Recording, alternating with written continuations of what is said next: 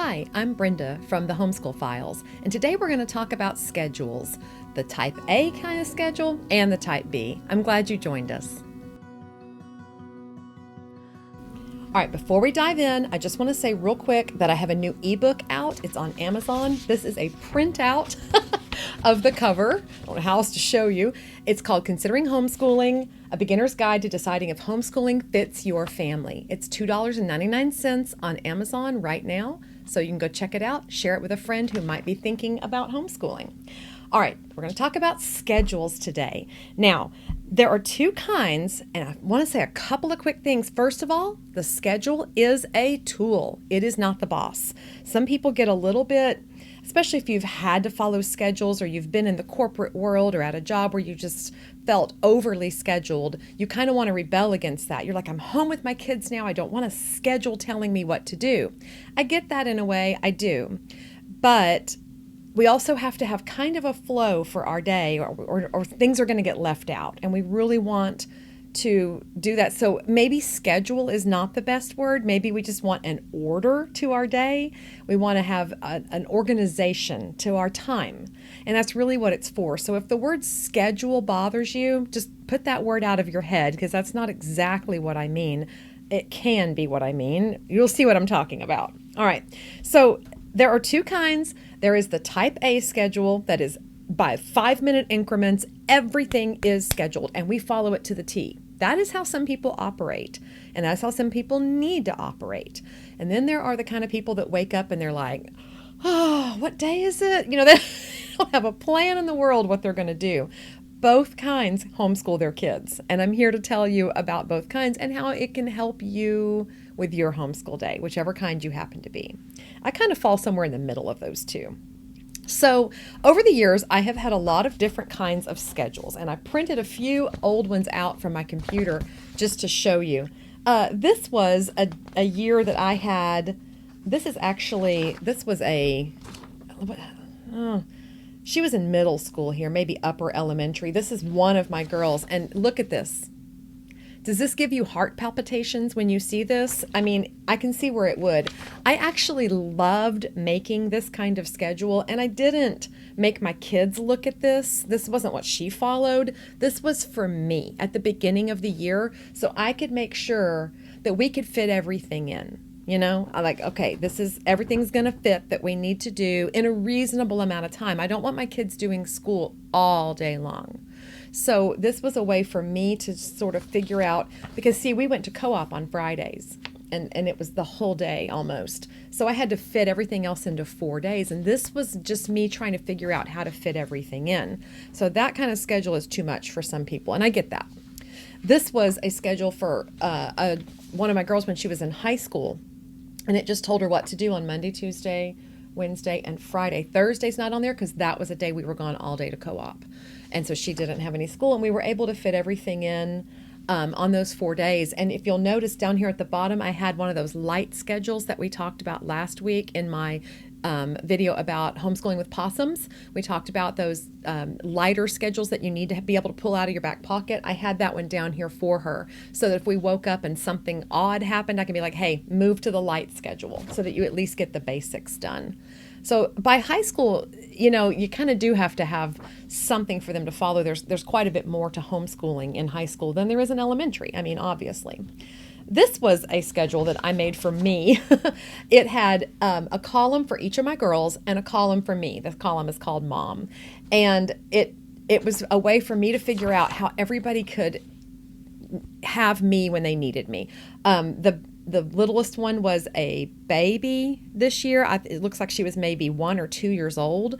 And so it was me trying to make sure I had time to help the oldest daughter with math, working around the baby's nap time and feeding times, and I had to help the middle schooler do stuff. So this was just a way for me to sit down and think, what is everybody doing at 8 o'clock in the morning? Okay, the baby might be sleeping. The middle schooler might be, doing her chores or whatever. The high schooler had already started her work. So it was just a way for me as a mom to figure out, where's everybody at? What's everybody supposed to be doing at each time of day?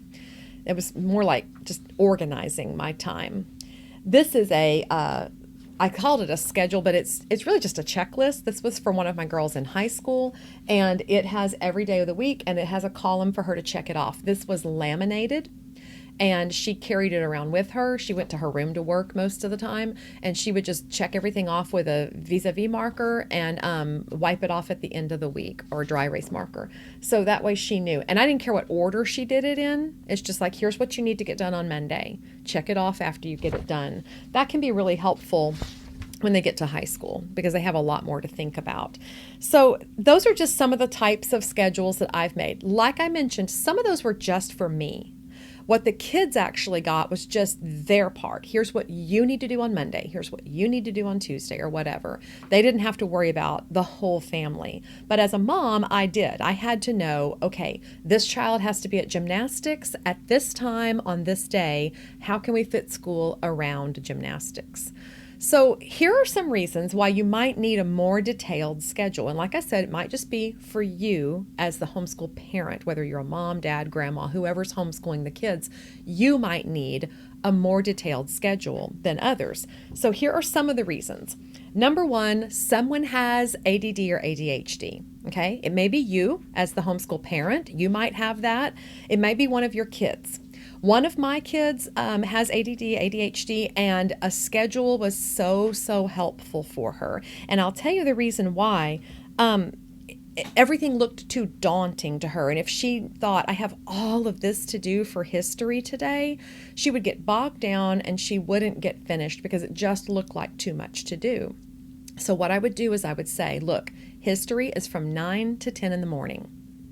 Set a timer. And when that timer goes off, you're done with history for the day, or for now, and she could move on to something else. And so with that promise of, oh, I only have to work on this for 1 hour, sometimes she would finish within the hour just because she knew she had the timer set and it didn't take as long as she thought it would. Other times the timer would go off and she wasn't finished, but she knew she had permission to put that aside and move on to another subject. And so that was very powerful. At the end of the day, in her schedule, I had it built in for her to finish anything she hadn't finished. And at that point, I'd be like, hey, come sit by me. Let's finish up these last few things. And with a fresh start on it, it didn't take her any time to finish, or she just needed my help with something.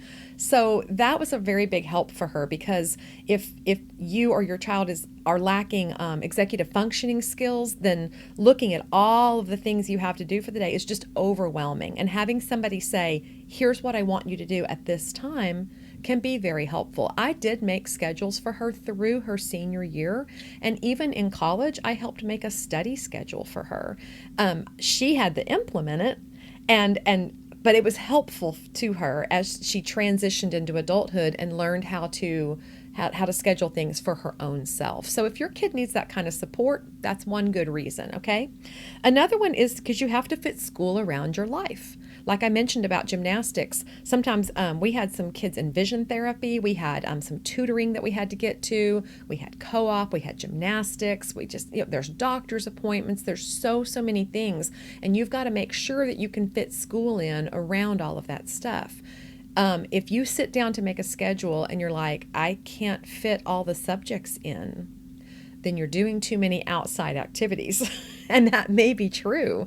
That's a great way to realize I have overscheduled myself, is to sit down and actually try to put it on paper in the time slots that you have. And that's what can make you realize this isn't going to work. We need to drop a few things, or maybe you've overbought subjects and you got really excited about school and you've way overplanned how much you can get done. So sitting down and putting it into time slots can help you realize, oh, we're doing too much. This isn't going to work. And so that's a great way to do that. You do have to fit school around your life. All right, another thing is to avoid the eternal school day. Nobody still wants to be doing school at 9 o'clock at night. Nobody wants the school year to go on and on and on. And I am fully convinced that this is why some homeschoolers say that they are year-round homeschoolers. I think it's because they just kind of never finish and they just keep going and keep going, keep going. We are very used to the traditional schedule. I went to public school. My husband went to public school. I taught public school for years. My oldest daughter went to public school for a little bit and private school. So we were just used to the school schedule. And we like getting done in May. We like starting in August and getting done in May. We just like it. You don't have to. And I really like that families have that freedom. You can do it however you want. But there just needs to be an ending point. At some point, you have to have that goal that we want to get done by this date. And that way you have something to work towards. And so a schedule can help you make sure that you're going to make it and you don't have this ongoing school year. All right, another one is for accountability, just to make sure that you have not missed anything, that you're not skipping whole subjects. I have literally heard of people who have thought, when is the last time we did science? I forgot we even had science. If you don't have a plan, things can fall through the cracks. So a schedule is a great way to avoid that happening. Another thing is it just reduces your mental load. As a mom running a family and a house, I have enough on my mind. I don't need to have to think every day when I wake up, okay, how are we going to do this? Nope, it's already figured out. I've got it right here. This is a goal to aim for. It doesn't mean it's going to happen. It doesn't mean that, this is like the perfect day, but at least I have something to aim for. And so that's really important. I don't have to think about that in the background. It's already figured out. All right.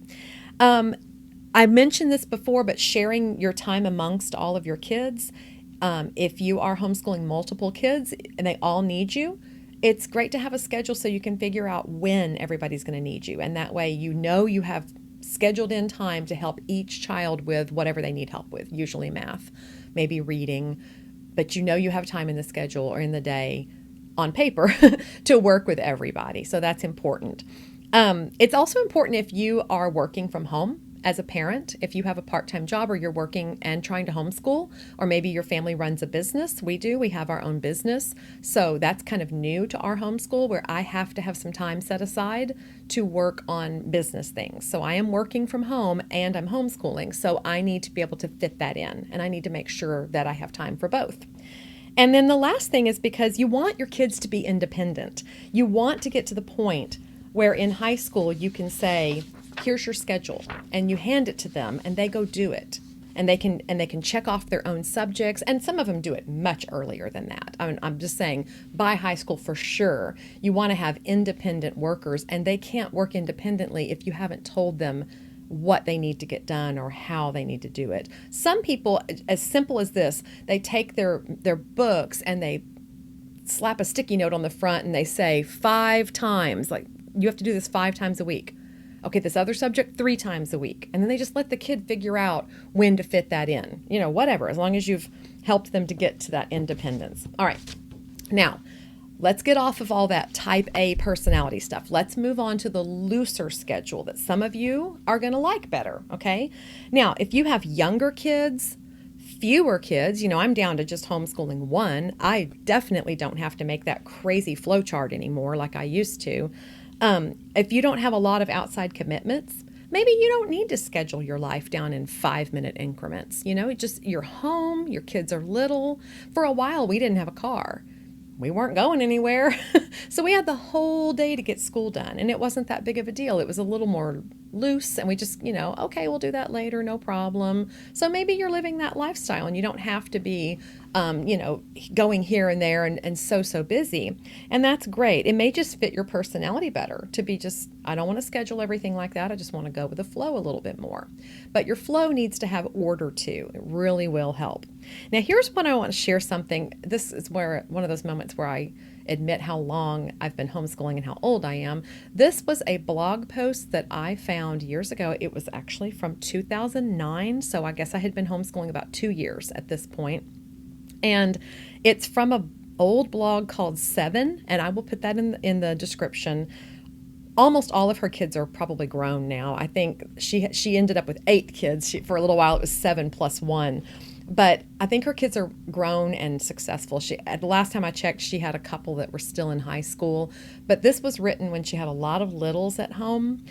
And she wrote about using meal times as your anchor points for the day. She said, we have a lot to get done in the day, and I want my kids to have free time too.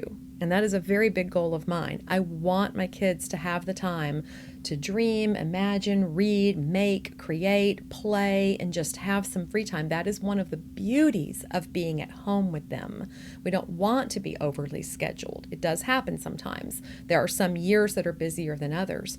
But if you have a schedule, you can make sure that you've scheduled in that free time. You can make sure we're getting everything done in a timely manner so they have time to do what they want. And that's a beautiful thing.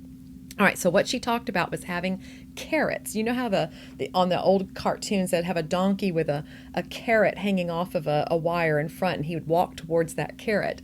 Meal times and snack times are those carrots for your kids. That's what brings your kids back to you. You don't lose them if you bring them back with meals. So she said that she used mealtime kind of to schedule their day. So here's what we want to get done before breakfast. Here's what we want to get done after breakfast and before snack. And that's how she scheduled her day. And that's a beautiful way to do it. My oldest daughter preferred to just roll over out of bed in the morning, pick up her books, and start reading. She didn't even get up, didn't come to eat breakfast, didn't get dressed, nothing. She knocked out all of her reading, her history, her literature, everything in bed first thing in the morning. That's how she liked to do it. Then she would get up, shower, get dressed, all of that stuff, and go on with her day. So she did a lot before she ever even got to breakfast. That worked for her.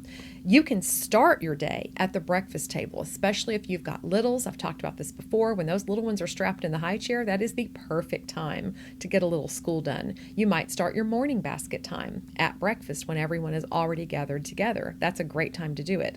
After that, everyone's going to go off and they're going to do their individual things. All right, how are you going to get them back? Snack time. So you might say you need to get this, this, and this done before snack.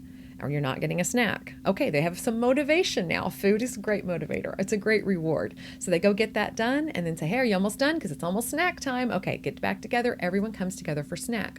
While they're eating and their hands and mouths are busy, you can read aloud to everybody. You can knock out a subject right there together with everyone. All right, then everybody goes off with instructions for what they're supposed to get done before lunch. And then guess what? At lunch, you have everybody back together and you can do something else together at lunch. This is how it works. It's a great, smart way of looking at things. And that blog post just made me go, yes. So I kind of, when I sit down to make a schedule, I just kind of think, what do they need to get done between breakfast and lunch? What do I want them to get done in the afternoon? See, math always needed to be first for most of my girls, because if they put it off to the end of the day, their attitude was worse, they were tired, they were over it, they didn't want to do it. No, we're going to knock math out first while you're fresh, and we're going to get that out of the way so you have more stuff to look forward to later in the day. So it's important to think through, what do we want to get done early? What do we want to get done later? Science experiments, that might need to be an afternoon thing because you're going to kind of get everybody riled up, especially if you're going outside to blow up a volcano or something. We're going to do that in the afternoon. We're going to do that after lunch together. You have to fit in chores and different stuff like that, but if you plan out your day that way, you should have time for them to have a nice break of free time in the afternoon, and that is a great thing. So that's kind of how I want you to think about this when you sit down to make your schedule this year. Is just, all right, maybe you need to be really, really scheduled because you have a lot of kids and a lot of places to be. There are definitely seasons of life like that, whether you like it or not. So as a mom, as a parent, maybe you need to make a really detailed schedule for your own self in your own notebook. And then maybe you just put the schedule on the wall for the kids. Oh, I didn't think about telling you that. Yes, wall schedules can be great. Visually, they need to see, what do I still have to do? Okay. So I got sentence strips one year and we had a mirror door in the room we were in, and I just taped up the sentence strips and they could just look and see what I've already done and what I need to do, what's still left. One of my daughters, my youngest daughter, really enjoys when we put subjects on little pieces of paper and we put them in a cup, and she reaches in the cup and pulls one out. We jokingly call it the cup of destiny, and she pulls it out and she opens it and she says, oh, language arts. Okay, great, go do language arts. She pulls out another one the next, oh, math. She usually wants to put math back in. I allow one put back in. Only once can you put it back in. And you have to pull out and you have to do what's on the next thing. And so in that way, she can look in the cup and say, oh, I have 3 more things left to do. She likes doing it that way. She doesn't want to do it in the same order every day. So every kid is different, but you can find a way. I've seen people write different subjects on craft sticks, on like popsicle sticks, and they can just pull those out of a cup, and that's what they're going to do next. One year we tried to do everything the same way every day, except on Wednesdays we declared it backwards day, and they really, really liked that because they got to start at the bottom of their schedule and go up. It just shook things up a little bit. So those are some ideas. I hope they'll help you as you're scheduling out your school year. You might need to do a really good schedule for you, but it's also, you can be a little looser with the kids and flexible, and just make sure you're hitting all the things you need to hit. The schedule is there to help you, so you make the kind that will help you the best. Thank you so much for joining me.